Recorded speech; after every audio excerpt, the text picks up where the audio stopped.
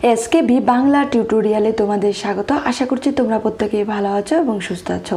SLST এবং মাদ্রাসা বিষয় পরীক্ষার প্রিপারেশনের জন্য বাংলা বিষয় থেকে আমাদের এই চ্যানেলে বিভিন্ন ধরনের ক্লাস দেওয়া হয়ে থাকে। তার পাশাপাশি বিভিন্ন ধরনের ধারাবাহিকভাবে মক টেস্টও নেওয়া হয়ে থাকে।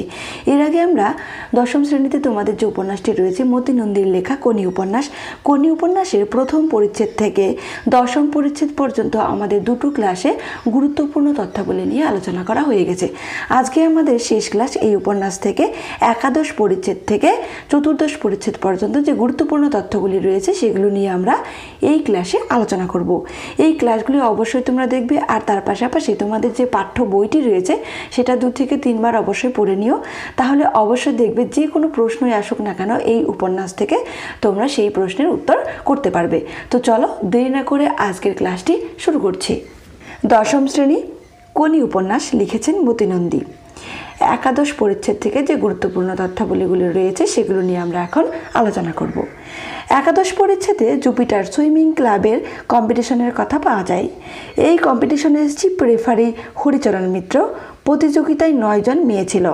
তো এই কম্পিটিশনের চিফ রেফারি কে ছিলেন? হরিচরণ মিত্র। আর প্রতিযোগিতায় কতজন মেয়ে ছিল? মেয়ে ছিল 9 জন। Competitors for the ladies 100 meter freestyle event please come to their starting blocks এর কথা বলা হয়েছে। জুপিটার ক্লাবের কম্পিটিশন প্রত্যেক বছর জাঁকালোভাবে হয়। এখানে জাঁকালো মানে সেই জাঁকজমকভাবে হয়ে থাকে। কোন ক্লাবের কম্পিটিশন? জুপিটার ক্লাবের।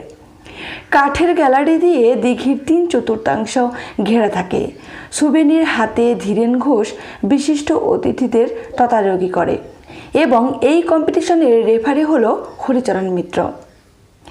প্রতিযোগিতার শেষ দিন দুপুর 2:30টা থেকে প্রতিযোগিতা শুরু হয়েছে। 3টি বিষয়ে ফাইনাল হওয়ার পর 100 মিটার ফ্রিস্টাইল হবে। তো প্রতিযোগিতার শেষ দিন কটা থেকে শুরু হয়েছিল প্রতিযোগিতা? দুপুর 2:30টা থেকে। দুপুর 2:30টা থেকে 3টি বিষয় ফাইনাল হওয়ার পর 100 মিটার ফ্রিস্টাইল হওয়ার কথা। জুপিটার আর অ্যাপোলো ক্লাবের স্টার্টিং প্ল্যাটফর্ম 50 মিটার পাশে। অমিয়া এক বৃদ্ধার সঙ্গে হেসে কথা বলতেছিল। বেলা জলে 2 মিনিট থেকে আবার উঠে পড়ে গা মোছায় ব্যস্ত হয়ে পড়ে। 6টি মেয়ে তখন নার্ভাস থাকে, কারণ তারা প্রতিযোগিতায় অংশগ্রহণ করবে। 5 নম্বর ব্লকের পেছনে কালো কস্টিউম পরে দাঁড়িয়েছিল কে? দাঁড়িয়েছিল কোনি। বিষ্ণুধর কোনিকে বলেছিল ডাউন দিতেই হবে কোনি। কে বলেছিল কোনিকে যে ডাউন দিতেই হবে? বিষ্ণুধর বলেছিল। এই কথাটা কিন্তু খুবই গুরুত্বপূর্ণ। জুপিটার ব্লকের উপর 8টি মেয়ে উঠল। অ্যাপোলোয় 5 নম্বর ব্লকে তখন কোনি উঠেছে। গেট সেট বলার পর অমিয়া ও কোনি ছাড়া, এই দুজন ছাড়া বলেছে, বাকিরা ঝপাঝপ জলে নেমে পড়েছিল। অমিয়া তখন কোনির দিকে তাকিয়েছিল। কিভাবে তাকিয়ে? গম্ভীর হয়েছিল তার দিকে তাকিয়ে, যে তার এই প্রতিযোগিতাটা কী হতে চলেছে। এবার রাইফেলে ফটাস। তখন একসঙ্গে 9টি মেয়ে জলে পড়ল। দর্শকদের চোখ ডাইনে ও বামে 50 মিটার যাতায়াত করছে দুজনকে দেখে। 30 মিটার পর্যন্ত অমিয়া ও কোনি সমান রেখায় ছিল, আর বাকিরা পেছনে ছিল। অ্যাপোলো ক্লাব থেকে কোনি বলে চিৎকার এলো, আর ক্লাব থেকে গো অমিয়া গো বলছে কে? হরিচরণ। ডাউন দিতেই হবে এই কথাটি বিষ্ণুধর বলেছিল কোনিকে, আর গো অমিয়া গো এই কথাটি কে বলেছিল? হরিচরণ মিত্র। ক্ষিতীশ মূর্তির মতো দাঁড়িয়ে কোনির দিকে তাকিয়েছিল, মুখে ভাবান্তর নেই। অমিয়া 2 হাতে এগিয়ে বেলা 8 মিটার দূরত্ব সমান রেখে চলেছে তখন। অমিয়া 50 মিটার বোর্ড শুয়েছে। বোর্ড শুয়েই আবার ঘুরে ছিটকে এলো। কোনির দুপাশেই ইংরেজি ভি অক্ষরের মতো ঢেউ উঠেছে তখন। 60 মিটার এগিয়ে অমিয়া। 65 মিটার কোনি উঠেছে। 70 মিটার সমান দুজনেই অমিয়া আর পারছে না।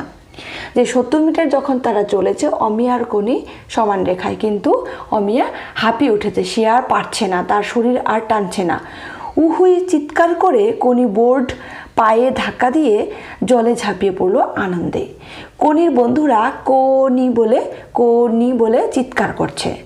এতক্ষণে ভাবলেশিনী ক্ষিতীশ তিরিং তিরিং করে লাফাচ্ছে। কে লাফিয়েছিল তিরিং তিরিং করে? ক্ষিতীশ। বিষ্ণুধর ফলে 10 কেজি রসগোল্লা আনার কথা বলেছে, আর কোনিকে নর্থ ক্যালকাটা ঘোরানোর কথাও বলেছিল। ক্ষিতীশ বলেছিল এটা করলে 5,000 ভোট আপনার কমে যাবে।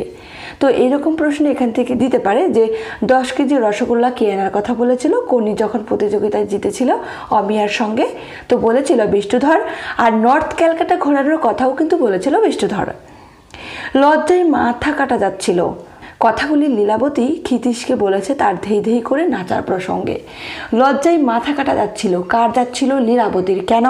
কারণ ক্ষিতীশ সেখানে সেই প্রতিযোগিতার সেই জায়গায় কি করেছিল, যখন কোনি জিতেছিল অমিয়ার সঙ্গে তখন সে ধেই ধেই করে লাফাচ্ছিল, নাচছিল। সেটা দেখে লীলাবতীর খুব লজ্জা করছিল। প্রতিযোগিতায় কোনি অমিয়াকে হারিয়েছে বলে লীলাবতী তাকে একটি ফ্রক দেবে বলেছে। আর এও বলেছে কোনি যদি ইন্ডিয়া রেকর্ড করে তবে তাকে লীলাবতী একটা সিল্কের শাড়ি দিবে। সিল্কের শাড়ি, এটা কিন্তু খুবই গুরুত্বপূর্ণ একটা তথ্য। একাদশ পরিচ্ছদ থেকে এই গুরুত্বপূর্ণ তথ্যাবলী এখানে শেষ হলো। এখন আমরা জানবো দ্বাদশ পরিচ্ছদ থেকে।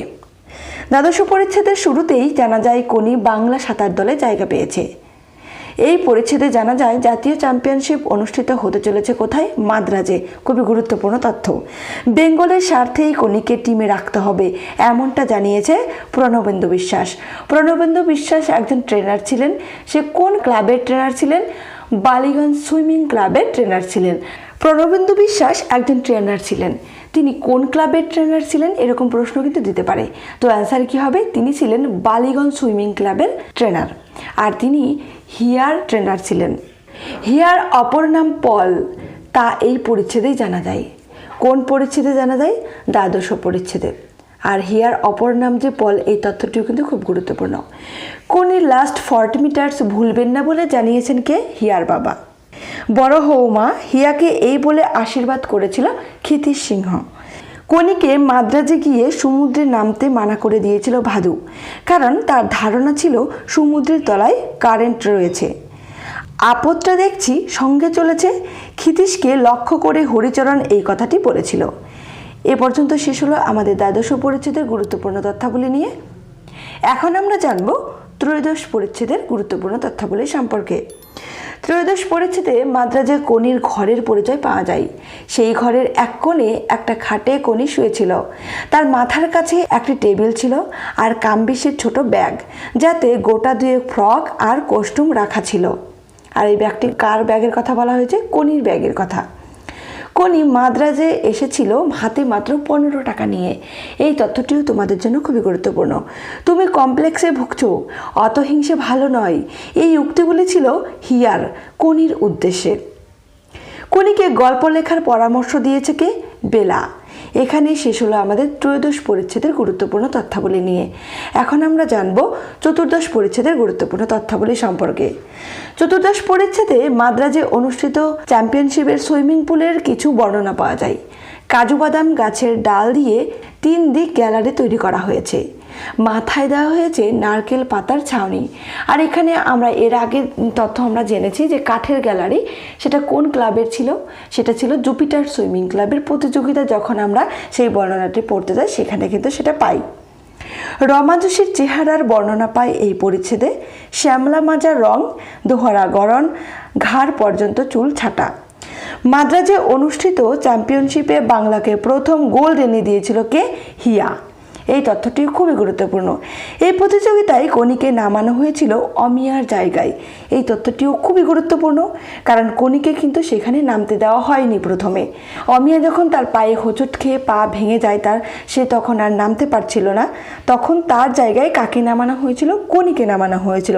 কোনি প্রথমে রাজি হয়নি, দেখা যায় তারপর শেষে গিয়ে রাজি হয় এবং সে শেষে কিন্তু জিতেও ছিল।